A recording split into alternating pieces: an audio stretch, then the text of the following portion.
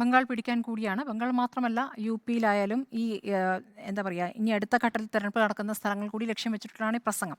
മോദിയുടെ പ്രസംഗത്തിൽ നിന്നും തുടങ്ങാൻ തോന്നുന്നു. ഈ അസംഘടിത പ്രസംഗത്തിൽ കോൺഗ്രസിനെ വെല്ലുവിളിക്കുകയാണല്ലോ. ധൈര്യമുണ്ടെങ്കിൽ കാണിക്കൂ, സിഎഎ റദ്ദാക്കാനാകില്ല എന്ന് അദ്ദേഹം പറയുന്നു.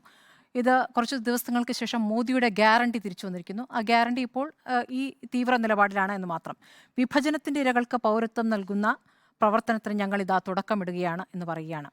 ഇന്ത്യൻ ജനാധിപത്യത്തിൻ്റെ ശക്തി ലോകം മുഴുവൻ തിരിച്ചറിയുകയാണ്. എങ്ങനെയാണ് തിരിച്ചറിയുന്നത്? ഭരണഘടനാ വിരുദ്ധമായ നടപടിയിലൂടെ, ഒരു നിയമം പാസ്സാക്കിയതിലൂടെ പൗരത്വത്തിന് മതം അടിസ്ഥാനമാക്കിക്കൊണ്ട് ഒരു വിഭാഗത്തെ മാത്രം ഒഴിവാക്കിക്കൊണ്ടുള്ള ഒരു നിയമം നടപ്പാക്കുന്നതിലൂടെ ഇതാ ജനാധിപത്യത്തിൻ്റെ ശക്തി എന്ന് ലോകത്തിന് കാണിച്ചു കൊടുക്കുന്നു. ഇതാണ് മോദി ഇന്ന് പ്രസംഗിച്ചിരിക്കുന്നത്. കൃത്യമായും തിരഞ്ഞെടുപ്പ് ലക്ഷ്യം വെച്ചുകൊണ്ടുള്ള ഒരു പ്രസംഗം തന്നെയാണ് അദ്ദേഹം നടത്തിയിരിക്കുന്നത്. നോക്കൂ, 2019 ഡിസംബറിലാണ് സിഎഎ നിയമം പാസ്സാക്കിയത്. പാർലമെൻറ്റ് ഇരു സഭകളിലും, രാജ്യസഭയിലും ലോക്സഭയിലും പാസാക്കി.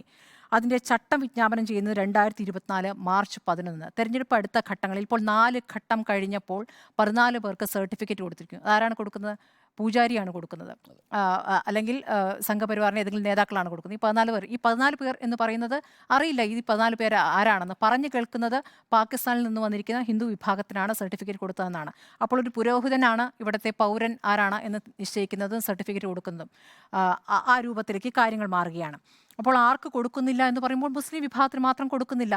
ബാക്കി ഉള്ളവരുടെ കാര്യം നമ്മൾ പലതവണ ചർച്ച ചെയ്തതാണ്. നേരത്തെ അരുൺ ചൂണ്ടിക്കാണിച്ച പോലെ ദേശീയ ജനസംഖ്യാ രേഖയും ദേശീയ പൗരത്വ രേഖയും കൂടി ചേർന്നിട്ടുള്ള സിഎഎ എന്നുള്ളതാണ് ഏറ്റവും ഗുരുതരമായ കാര്യം.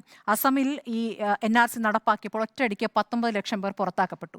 അതിൽ 14 ലക്ഷം ഹിന്ദുക്കളായിരുന്നു. അപ്പോൾ നമ്മൾ തന്നെ കൊണ്ടുവരുന്ന നിയമം നമുക്ക് തിരിച്ചടിയാകുന്നതെന്ന് കണ്ടപ്പോൾ ആ നിയമത്തിൽ വെള്ളം ചേർക്കാൻ തുടങ്ങി.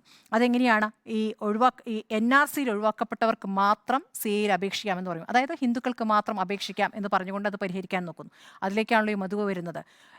ഇതിനു മുമ്പ് നടത്തിയ പ്രസംഗങ്ങളുണ്ടല്ലോ നമ്മുടെ മുന്നിൽ. അമിത്ഷാ പറഞ്ഞെന്താണ്? ബംഗ്ലാദേശിൽ നിന്നുള്ള നുഴഞ്ഞുകയറ്റക്കാരെ ചിതലുകൾ എന്നാണ് വിളിച്ചത്. ഈ ചിതലുകളെ ബംഗാൾ ഉൾക്കടലിൽ തള്ളും എന്ന് വരെ പറഞ്ഞിട്ടുണ്ട്. ഇതിനു മുമ്പ് നടത്തിയ പ്രസംഗങ്ങളാണ്. അപ്പോൾ ഇപ്പോൾ രണ്ടാമത് വീണ്ടും ഇതേ കാര്യമായി എടുത്ത് പറഞ്ഞുകൊണ്ടിരിക്കുകയാണ്. ഇപ്പോൾ ഇതുമായി ബന്ധപ്പെട്ട് 2019 നടന്ന സമരങ്ങൾ നമ്മൾ കണ്ട, ഡൽഹി ഷഹീൻ ബാഗിൽ നടന്ന വലിയ സമരങ്ങൾ നമ്മൾ കണ്ടതല്ലേ?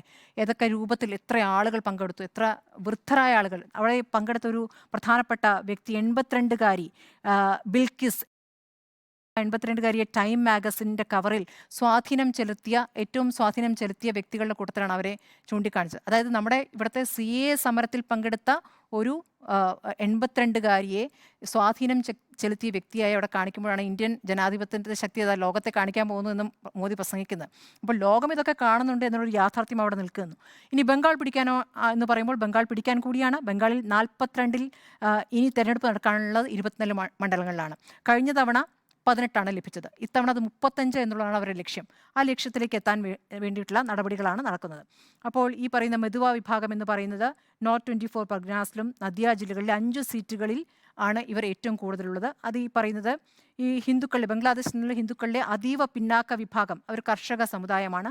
അവർ നേരത്തെ ഈ 2019 നിയമം പാസ്സാക്കിയിട്ട് എന്തുകൊണ്ട് ഇത് നടപ്പാക്കുന്നില്ലെന്ന് പറഞ്ഞുകൊണ്ട് തെരുവിലിറങ്ങിയിട്ടുണ്ട്. BJPക്ക് എതിരെ തന്നെ അവർ പ്രതിഷേധിച്ചിരുന്നു.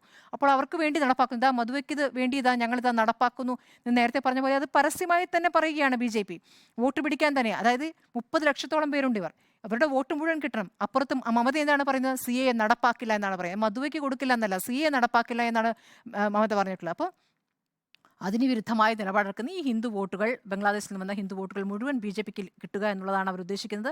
അപ്പോൾ സംസ്ഥാനത്ത് തന്നെ ഏറ്റവും വലിയ രണ്ടാമത്തെ പട്ടികജാതി വിഭാഗമാണ്. അവിടെ 3.8% പേർ മധുവ വിഭാഗമാണ്. ആ വോട്ട് മുഴുവൻ ഇങ്ങോട്ട് കിട്ടാനുള്ള നടപടികളാണ് നടത്തുന്നത്.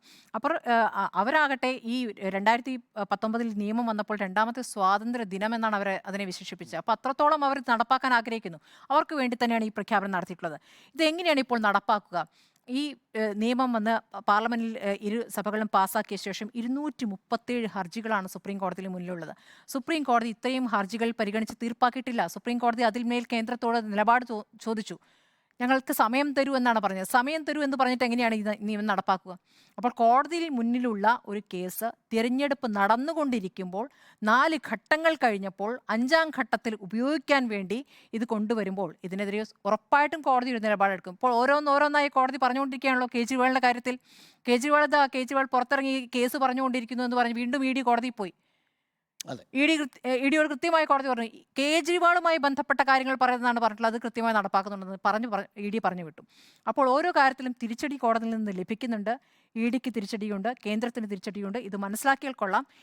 ഇതിൽ ഹിന്ദുക്കളെ മാത്രം ലക്ഷ്യമിട്ടുകൊണ്ട് മുസ്ലിം ന്യൂനപക്ഷത്തെ പൂർണ്ണമായും തള്ളിക്കൊണ്ട് ഓരോ ദിവസം ഓരോ പ്രസംഗങ്ങൾ.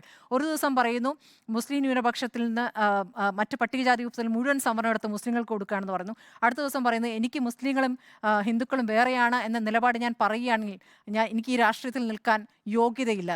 എന്തൊരു പച്ചക്കളം ഒരു ദിവസത്തിന്റെ ഇടവേളയിലൊക്കെ പറയുന്നത്. എങ്ങനെ ഇങ്ങനെ സാധ്യമാകുന്നത്? മറ്റേ ഗജനി സിനിമയിലാണ് ഒരു ദിവസം കഴിഞ്ഞ് രണ്ടാം രൂപത്തിൽ വരുന്നത്. ഫഹദ് ഫാസിലിന്റെ പുതിയ സിനിമയുണ്ടല്ലോ ആവേശത്തില്, കരിങ്കാലിയല്ലേ എന്ന് പറയുന്നത്.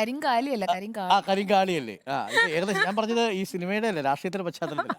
അപ്പോ ഇങ്ങനെ പിടിച്ചിട്ട് ഇപ്പുറത്ത് പറയുന്നു മുസ്ലിങ്ങൾക്കുള്ളതെല്ലാം ദാ ഹിന്ദുക്കൾക്ക് കൊടുക്കാൻ പോകുന്നു, ഇന്ത്യ മുന്നണി വന്നാൽ മംഗല്യസൂത്രം വരെ നഷ്ടപ്പെടും. എന്നിട്ട് ഇപ്പുറത്ത് പറയും അങ്ങനെ ഞാൻ ഹിന്ദുക്കളെ കുറിച്ചും മുസ്ലിങ്ങളെ കുറിച്ചും പറയൂ, എന്റെ പൊതുജീവിതം പോകൂലേ. എന്നിട്ട് ഇപ്പുറത്ത് വന്നിട്ട് വീണ്ടും പറയുന്നു, അടുത്ത ഭാഗം മോദി വന്നിട്ട് വീണ്ടും പറയുന്നത് എന്താണെന്നറിയോ, ഇത് നോക്കൂ ഇത് ഹിന്ദുക്കൾക്കും മുസ്ലിങ്ങൾക്കും 2 ബഡ്ജറ്റ് ഉണ്ടാക്കും ഇന്ത്യ മുന്നണി വന്നാൽ. ഇപ്പുറത്ത് വന്നിട്ട് പറയുന്നു എന്റെ കൂടെ മുസ്ലിങ്ങൾ ഇരുന്ന് ഈദ്ഗാഹ് കഴിച്ചിട്ടുണ്ടെന്ന് പറയുന്നു. ഈദ്ഗാഹിനകത്ത് ഞങ്ങൾ വീട്ടിൽ ഭക്ഷണം ഉണ്ടാക്കാറില്ല, അവിടെ നിങ്ങോട്ട് വരുമല്ല ഭക്ഷണം. ഇതാണ് യഥാർത്ഥത്തിൽ നടക്കുന്നത്. ഇത് യഥാർത്ഥത്തിൽ നടക്കുന്നത് നരേന്ദ്രമോദി ഇഷ്ടമല്ലാത്തവർ നരേന്ദ്രമോദി എന്ത് ചെയ്താലും കുറ്റം എന്ന് പറഞ്ഞ് കുറ്റം പറഞ്ഞുകൊണ്ടേയിരിക്കുന്നു എന്നുള്ളത് കൂടിയാണ്. ഇവിടെ ജീവിക്കാനുള്ള അവകാശത്തിന് വേണ്ടിയിട്ടുള്ള സമരമാണ്.